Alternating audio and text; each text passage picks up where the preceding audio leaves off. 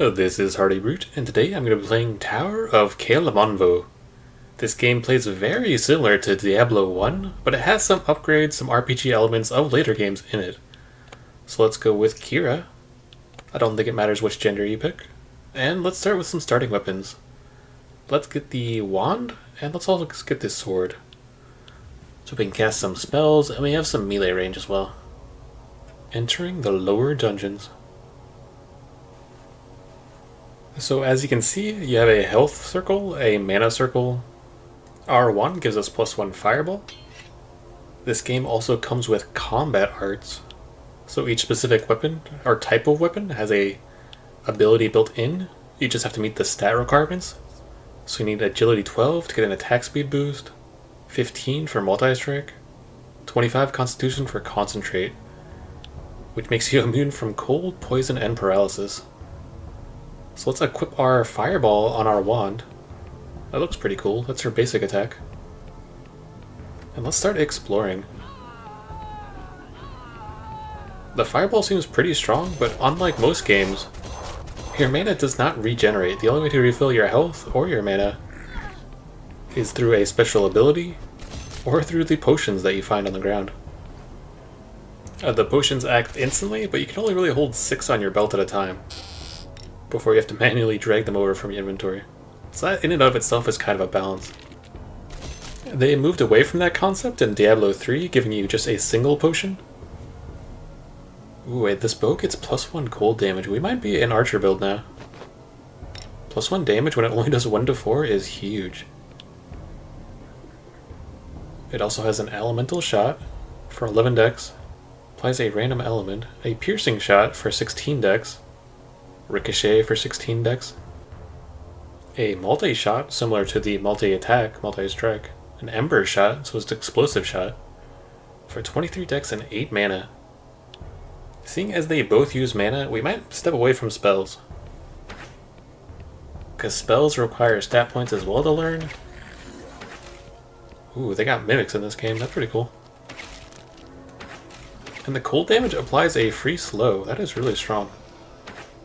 That is a great weapon to find early on. But I was always a really big fan of these instant potions, the ones they still had in Diablo 2. It does get into the territory of getting one shot instead of not living. But oftentimes you run out of potions and you die anyways through attrition rather than getting one shot. So that wasn't a really good excuse. They still keep this concept in PoE though. And I haven't played a ton of PoE 2, but I think they may have stepped away from it in PoE 2. It's a really hard mechanic to balance, which I understand, but it's a really fun mechanic still. So we leveled up and we get to choose our stat points, and they have a strong effect on the character. So I'm going to hold off for a little bit in order to spend them, just to see what kind of other items we find. Because either you're committing to the archer, going all dex, or you're going to become a melee build go into constitution, and probably dex, maybe even agility. Or you're going to become a wizard and focus on spells, to get mind and intelligence. Intelligence is more the requirements to learn spells, and mind is the requirement to get max mana. At the alchemy table, we turned a lot of our red potions, our healing potions, into mana potions. Because our fireball seems to one-shot a lot of those, especially the sirens, the ladies. So hitting them from a distance is a good idea. But right now we're leaning kind of hard into the archer, just because we found that amazing bow. But who knows what we're going to find in a little bit.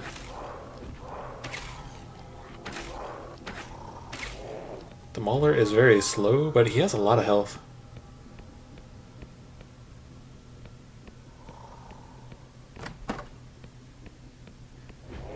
It's easy to get surrounded, but you can also do a lot of stagger steps in this game, just like you could in Diablo. That's also why melee is one of the strongest, but also the weakest builds. Because you're standing there hitting them, and it really comes down to your gear. Can you absorb and survive the damage? Can you hit them accurately enough? Because you can't do a lot of stagger, you don't have a lot of reach. So archers or spells is usually the safer and better choice. Although this game seemed to have quite a bit of combat arts. Yeah, there wasn't any combat arts in Diablo. A cool thing about Diablo, though, is the spells you would find in books and bookcases. There wasn't really a limit to what you could find.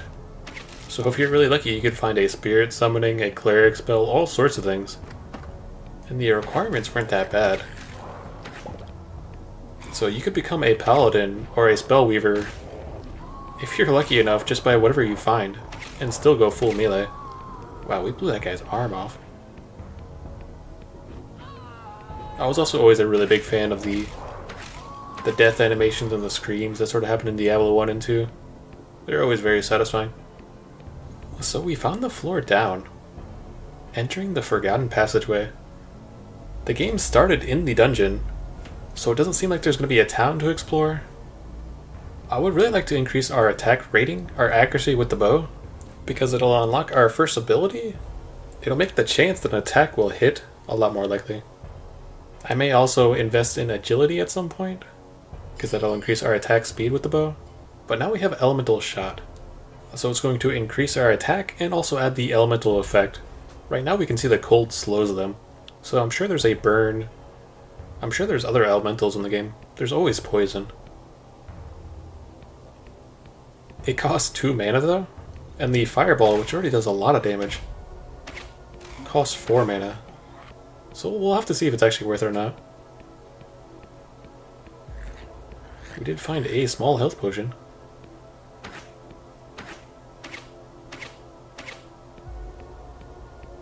And the nice thing about the attacks in this game, especially ranged attacks, is you can sidestep, you can dodge them.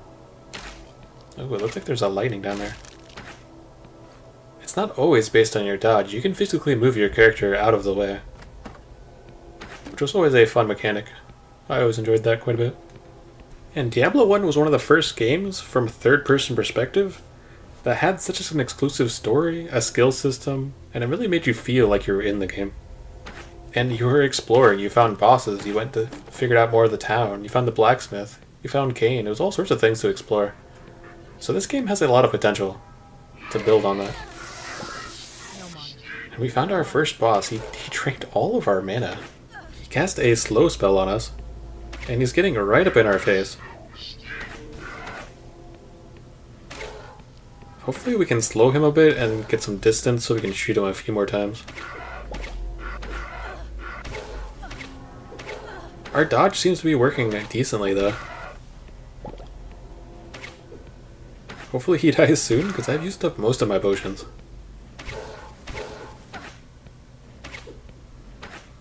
Blood-soaked guard. He seems like a lot more proficient than just a basic guard. It sort of looks like he's glowing red, so I think he's close to death. And he has some sort of aura effect around him as well.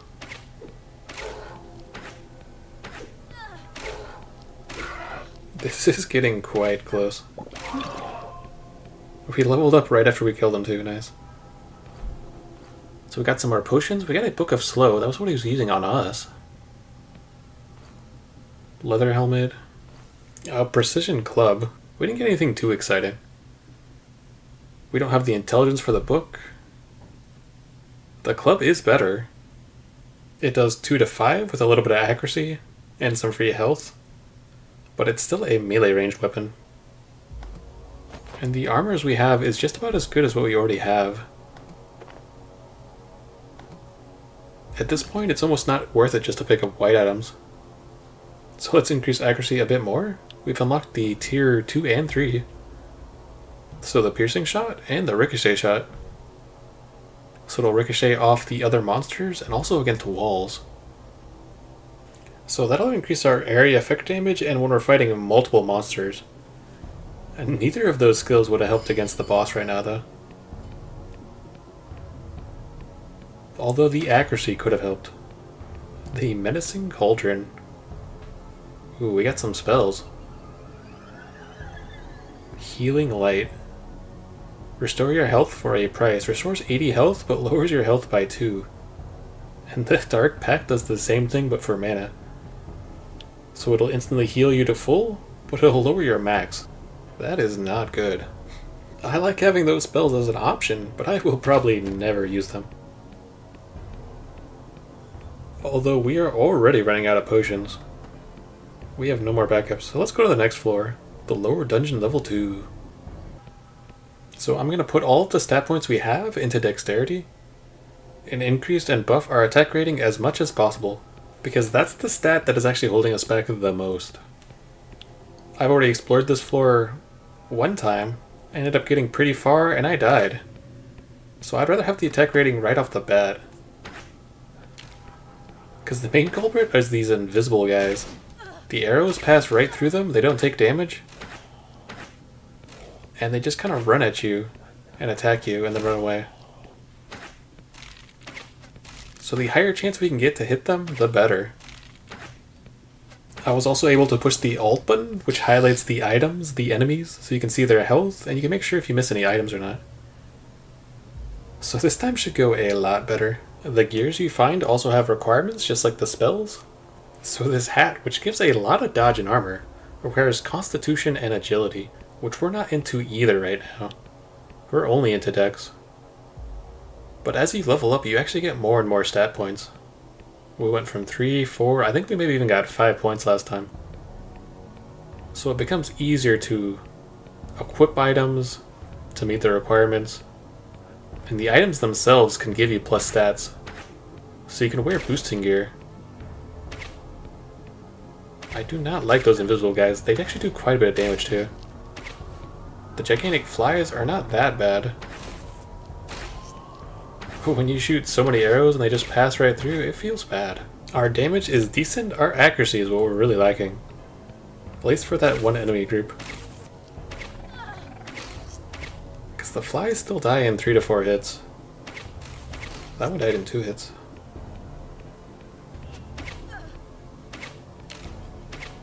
Skeleton dies in 2 hits. Most things die pretty quickly.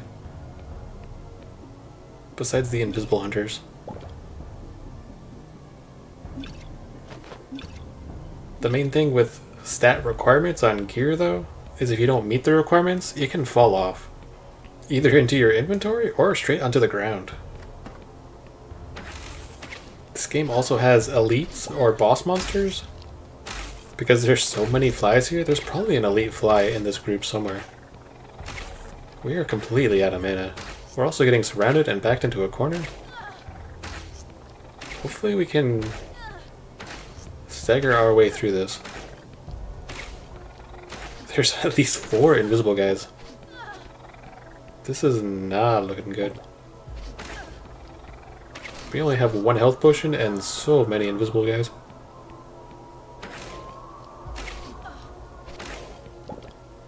We are now out of health potions and we have to kill all of these guys. Nice, nice. Do you think this is the last one? Well, we made it out of there, but we now have no way to recover. You do fully heal when you level up, but we're quite a ways from that. 1800 of 7000. It seems to be doing Dungeon and Dragon rules. So the XP takes a lot from level to level. Sometimes doubling even. The flaming skulls aren't so bad, but when there's a lot of them firing, they can be pretty annoying to dodge. Yeah, they do have one of my favorite death animations though. A blue hand axe. Might as well pick it up. Increases mana by 3. That's not really helpful at all. Its damage being 4 to 9 though is pretty big. But I'm already taking a lot of damage with a ranged attack. I don't really want to get next to these guys. So we found the floor down. But if we can't even complete this floor, we probably shouldn't go lower.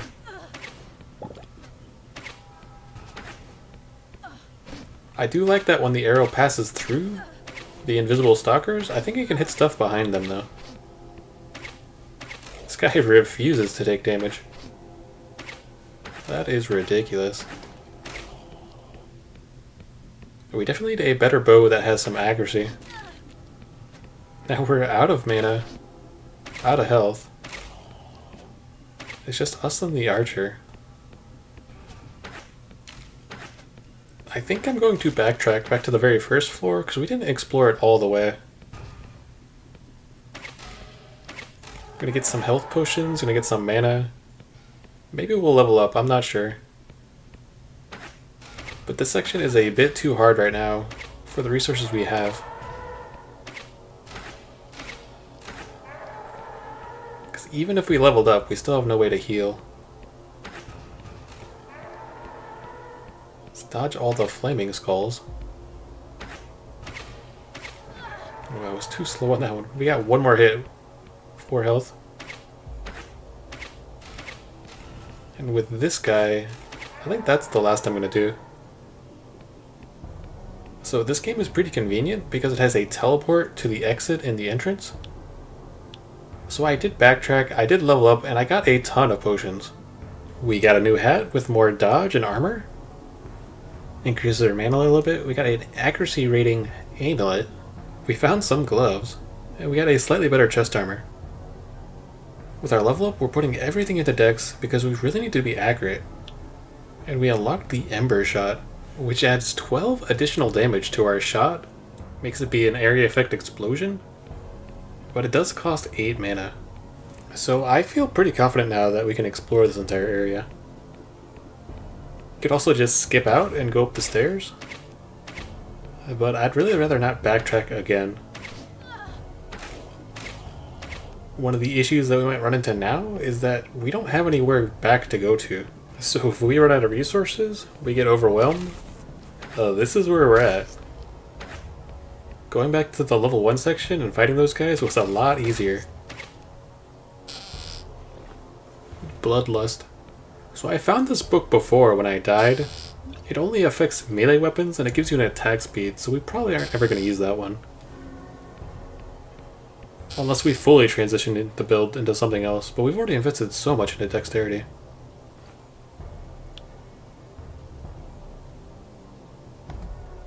I'm actually going to get rid of the slow. The Bloodlust only affects melees, so I'm not going to play with that either. I'm going to hold on to the Thunder Disc though. I don't really see us using slow, especially when our explosive arrow costs 8 mana. But I would still be interested in seeing what some of the spells do. I just don't have the stat points to invest. Because I know there's a mana shield, I know there's some defense spells. There might even be a haste spell. If Bloodlust worked on ranged and melee, I would probably have picked it up and kept it. This game also works on an RNG loot drop. So if you save the game before you kill the boss, you can reload, kill the boss again, and he'll drop different items. So if you're really desperate, you can cheese it. And you can keep reloading until you get an item that actually benefits your character. I have not done that yet, but maybe I will. It's nice to have options. That explosive damage is a lot. I also think it is damaging us. Which I don't like. But it adds plus 12 damage to it. We only do 2 to 5 damage. So plus 12 is a huge amount. We could transition to a crossbow that does 2 to 6 damage, so it does 1 more max damage for the same attack speed. But it doesn't get the cold or the chill effect, the slowing effect that I really enjoy right now. And the damage difference wouldn't really be that much. That was just a white crossbow, so maybe even if we find a magic crossbow that has an ability, I'd be more interested. We almost always two-shot those skulls, though. Same with the archers, too. Oh, not the invisible stalkers. Oh my god, there's so many.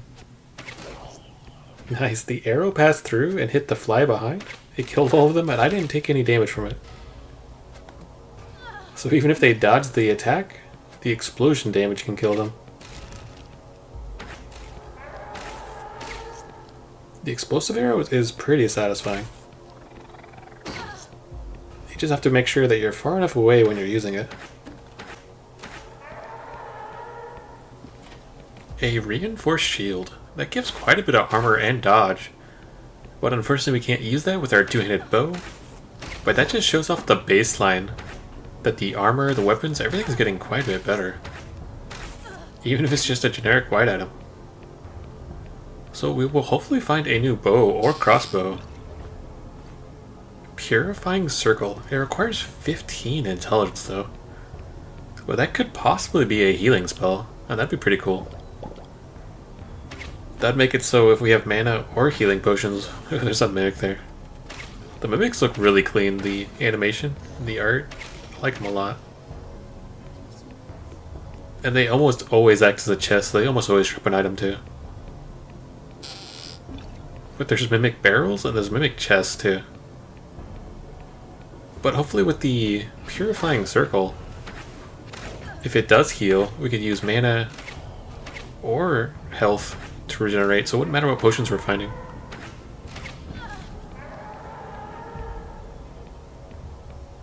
So we cleared out the bottom right, the top, and now we're going to the left. I definitely want to take the time to clear off this entire floor and then move down to the lower. Because the previous floor from this was just a boss stage, it was kind of like the Butcher in Diablo. So I would like to be prepared in case we find more bosses.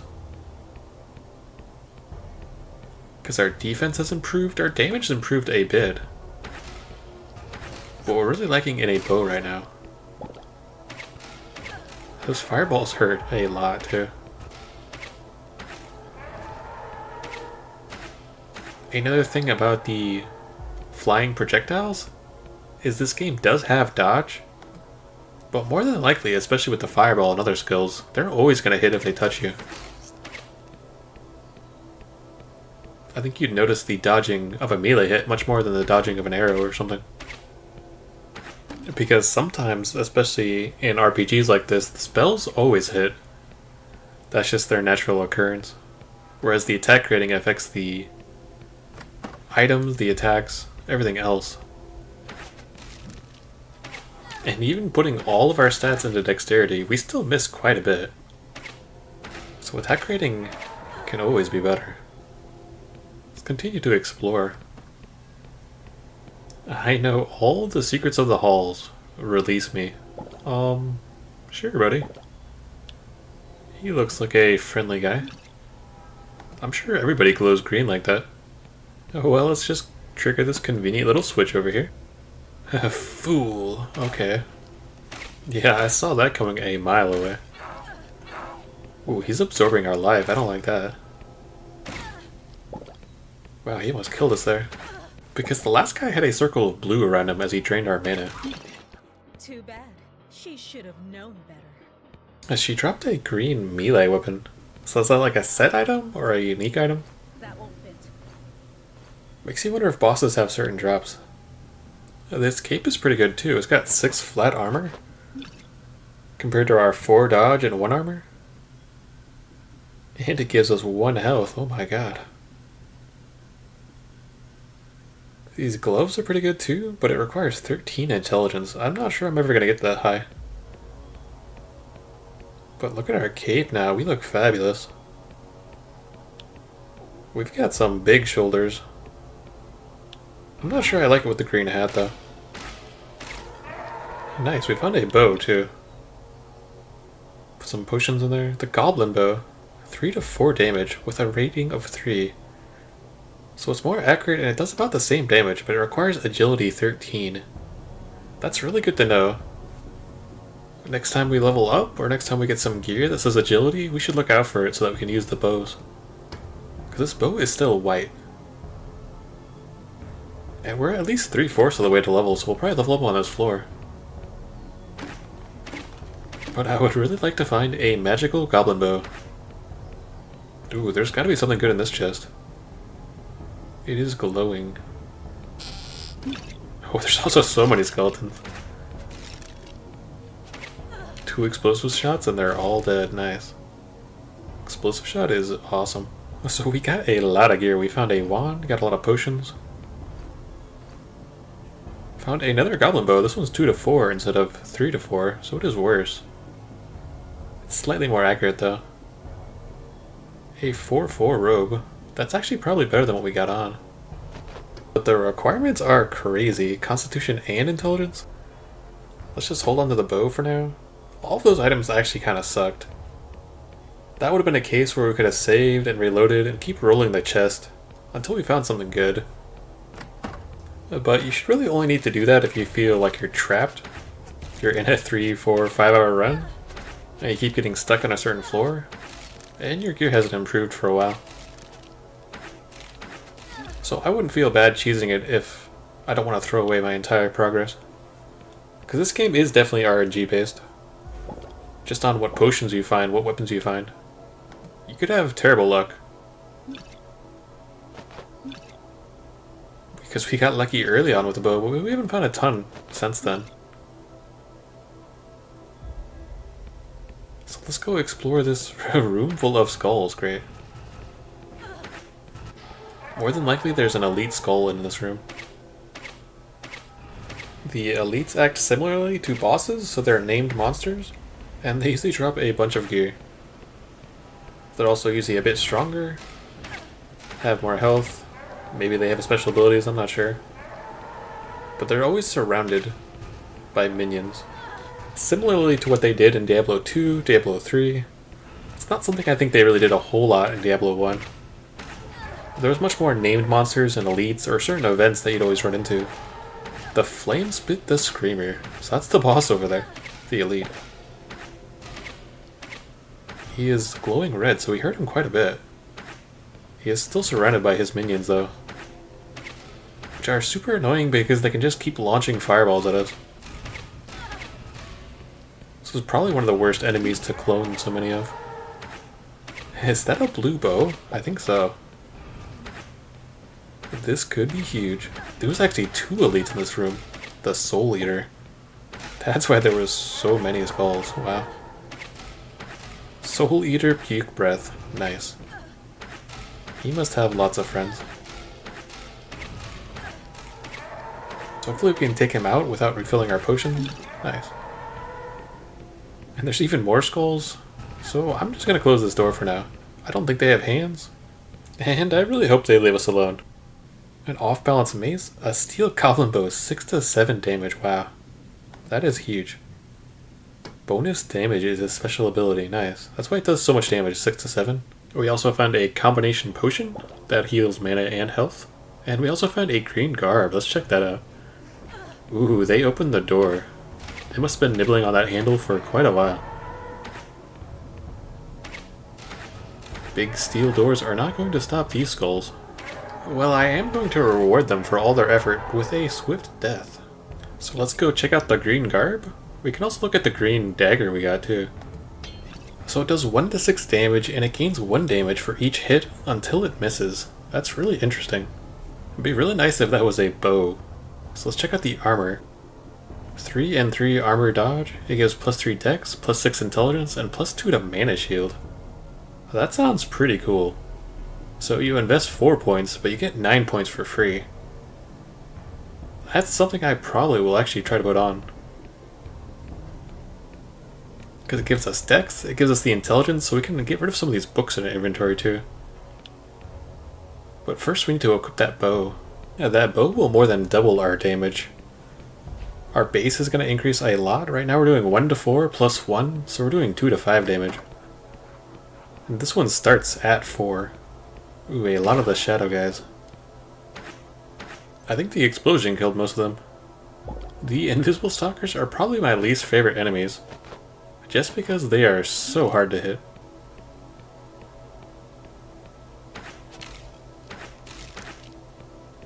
We have a few more archers. And we're really close to leveling up. Once we level up, we can equip that bow. Ooh, there's a lot of archers in this room. You can see all the arrows. This could be another elite. It's a good thing we didn't fight an invisible stalker elite, because I'm pretty sure he would have destroyed us. Just the regular ones do that on their own.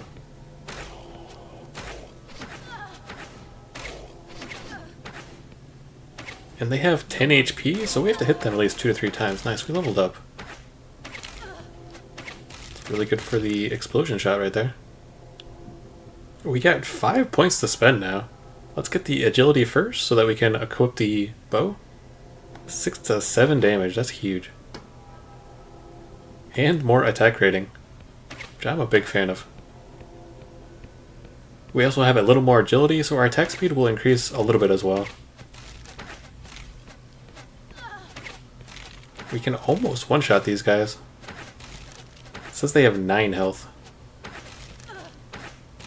And I think with our ring, we could be doing up to 8 damage. I'm not sure we can do 9 damage yet. Yeah, he was down to 1. It looks like there's one more little section up top.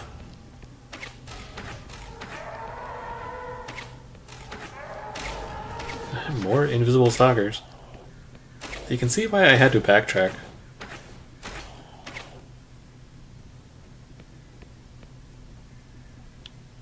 Six to 5 armor, that's a lot. 13 strength, 12 constitution. Yeah, I'm not gonna spend 5 points on that. And this last room has even more stalkers. So this last little hurrah. I'm gonna be pretty happy when we go down the floor and we don't have to fight those guys anymore. Some more archers, some more flame skulls. They have one more fly. Hopefully we can get through this section pretty easily, pretty fast, without using too many potions.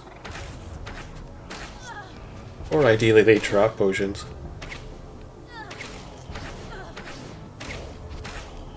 Let's kill the last few stalkers. We are actually more accurate than when we started this map, and we're still missing 5 to 6 arrows sometimes.